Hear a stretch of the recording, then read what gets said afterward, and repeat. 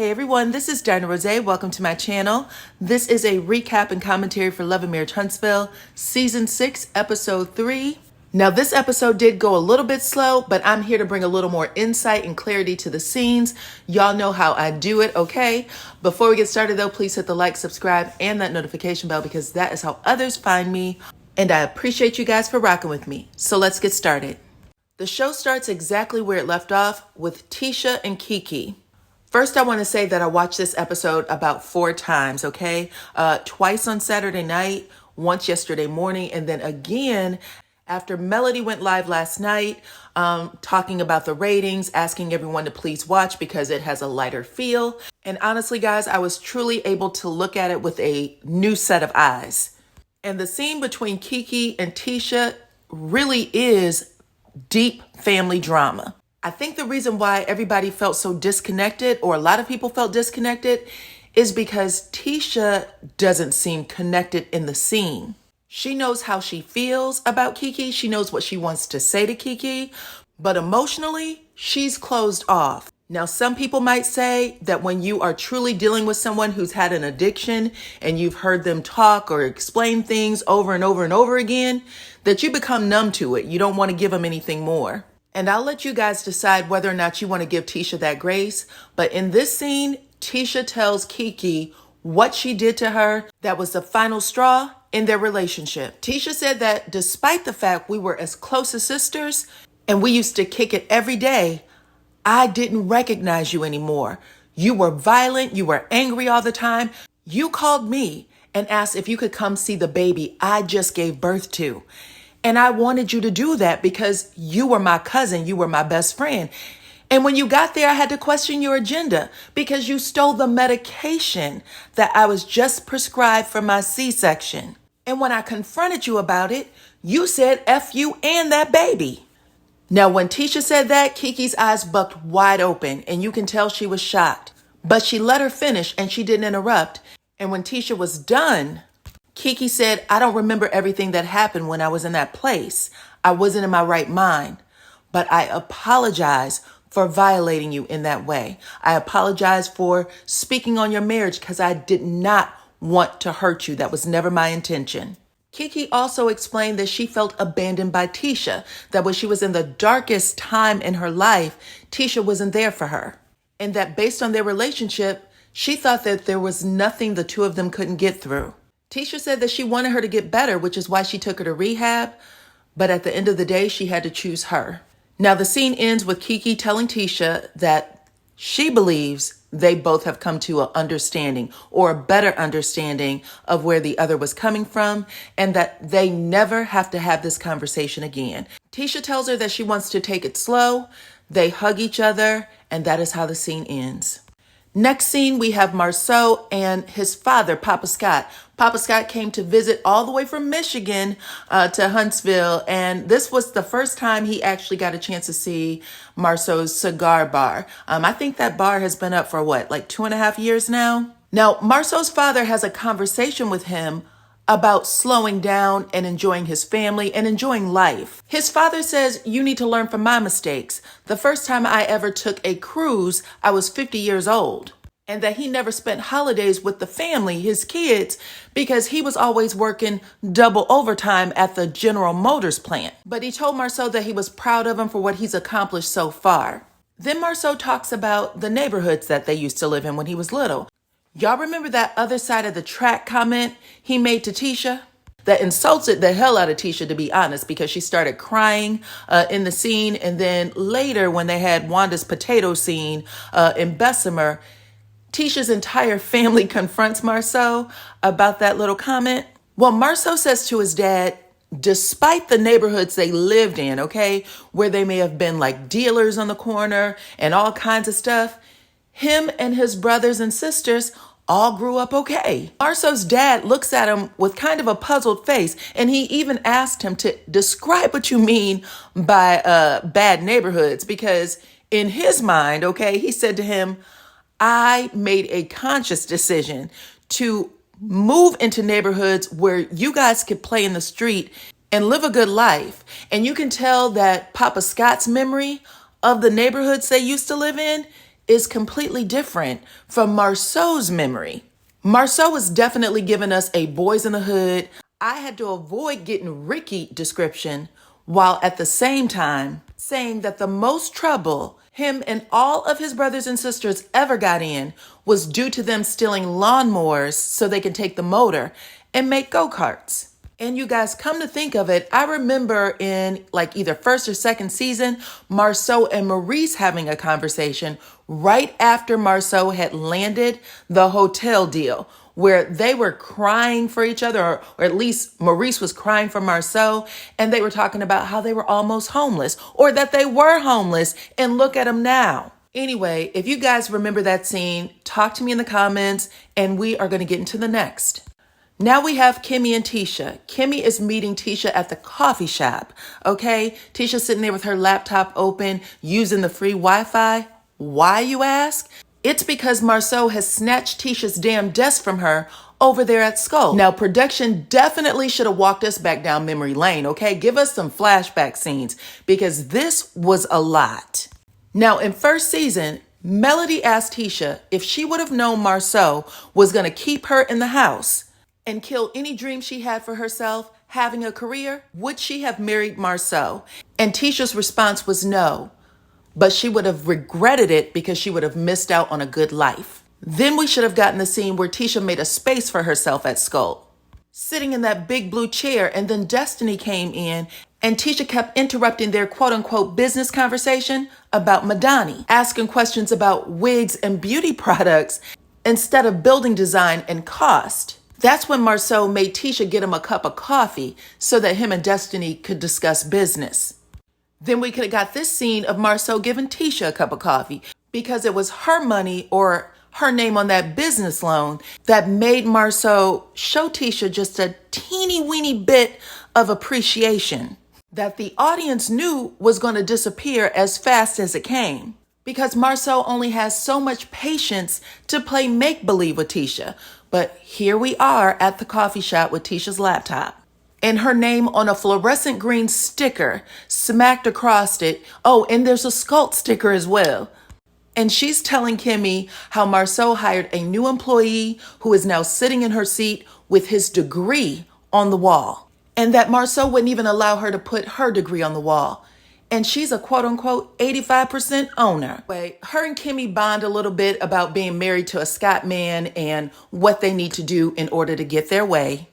And then Melody calls Kimmy out of the blue. She puts her on speaker and she's making this really confused stank face. Like, why is Melody Cherie calling me? And this is confusing to the audience because just 2 episodes ago, Kimmy was talking about how appreciative she was of Melody throwing her a party.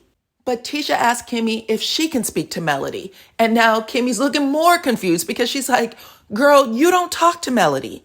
But then Tisha takes the phone and she invites Melody to an event that she's having, a spa day. And this was actually something she had mentioned to her cousin in the very first scene. She said that she was throwing something and she wanted her to come. And now she's inviting Melody and Kimmy. Melody said, yeah, just give Kimmy the information and I'll be there. In confessional, Kimmy said that she is shocked that Israel and Palestine has decided to talk to each other and do something together. But she will take it however she can get it. Next up, we have the Scotts. Marceau has decided to sit and eat dinner with his family because after talking to his dad, he wants to spend a little more time with the kids, with the wife. Y'all remember in 4th season when Marceau was sitting there making s'mores in the fireplace, Tisha thanked him for spending time with the kids and the family. He was embarrassed as hell. He was like, Tisha, don't do that. But in this scene, Marceau is teaching his daughters how to play chess. They're laughing, making jokes. Then Marceau's asking the kids what they thought of dinner because he had to make it. So he's showing that the roles are reversed and that Tisha's at work and he's at home. And you guys remember in Destin, when Tisha and Marceau crashed the family vacation, they were playing that game and Tisha admitted that Marceau was the better cook. But Marceau is making some sort of sarcastic jokes about the roles in the house. And his son actually said, I would never let my spouse speak to me like that. And it felt more like a crack at his mama, basically telling her to speak up for herself than anything. But But Marceau feigns disbelief that his son is throwing him under the bus, and they all giggle and laugh. And then the kids get up and go their way, leaving Marceau and Tisha behind. And Tisha sees this as an opportunity to discuss with Marceau what she and Kimmy talked about earlier that day. And Tisha tells Marceau, I don't like the fact that, number one, you hired someone without letting me know, and that someone was sitting at my desk with his degree on the wall. Tisha said that as the majority owner, that was something that Marceau should have ran by her first. And Marceau tells her point blank, no, as the owner, you do not get to tell me how to run my day to day. He also said that as the owner, you have no idea what Scope needs, and that the person he hired, whose name is Gino, actually has more expertise than even him. So Tisha damn sure doesn't get to tell him what to do. And he even went as far as to say, I don't get to tell him what to do. That man is sitting in that chair, most likely to get them out of the financial troubles or ruins that they are currently in. Marceau ended it with, Tisha, you're a silent partner at best, and you should play your role. Anyways, what's real clear is that after 17 long years of marriage and 3 kiddos, these two still have serious communication problems. It would have been really easy for Marceau to go to Tisha and say, hey, this is what's happening, but he does not. And it should be really easy for Tisha at this point to pick her battles. If what Marceau does with his business is something that he doesn't like to talk to you about, then you have to let that be off limits. In confessional, Tisha said that Marceau tried to sabotage her position at Sculpt and that he stole her desk. And Marceau really seemed to take offense to it. He was like, Tisha, why are you using these words against me when you know in real life what we are struggling against right now? Now, in the last scene, all the ladies on the cast, except for the mamas, joined together at the spa, and they are there to celebrate where Kimmy is in her health journey. Now, Mel is the last to arrive, but all the ladies have to change into robes and these little footy socks. And Tiffany takes a little time out to put her sock on her hand and tease Tisha about those damn puppets she had brought out on the reunion stage. You guys, Tiffany told Tisha that she thought the puppets were childish, and Tisha told her, don't get your ass kicked out of here. Now, the funny part is, Stormy had a sock over her hand too. They were both making fun of Tisha, it seemed like. But for whatever reason, only Tiffany got hit, and she looked about as crazy as she used to look when Destiny had to tell her, girl, go sit down somewhere. In confessional, Kimmy said you can always count on Tiffany to say something out of pocket, and that she was happy Melody wasn't there yet because she didn't know how she would have responded to it.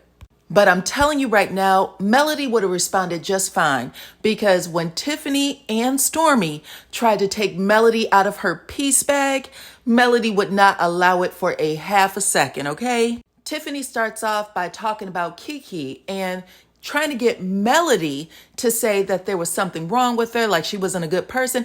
And Melody point blank said, Kiki is a good person. And when she recognized she was being baited, she flipped the conversation on Tiffany so fast, she didn't know what hit her. Melody said she came to the spa to enjoy the peace. She's enjoying the colors. She's enjoying the aromatherapy thing over there. She said peaceful, peaceful. Before Tiffany could get the rest of her words out, she hit her with peaceful one more time. Stormy was trying her damnedest not to laugh, but it was hilarious. Every time I watch that scene, I am cracking up. That is how hilarious it was. And to be honest, it reminded me of the time on RHOA when they were on some sort of cast trip, and Kenya had decided to work things out with Phaedra. She went to her room and she said, can I talk to you for a minute? And she said, you sure can. She was acting like she was so open, and then she took her boob out and did the breast pump, and all you could hear is the noise go ring, ring, ring. It was hilarious, okay? Anyways, Melody was like, you ain't taking me out my bag. And then here comes Stormy.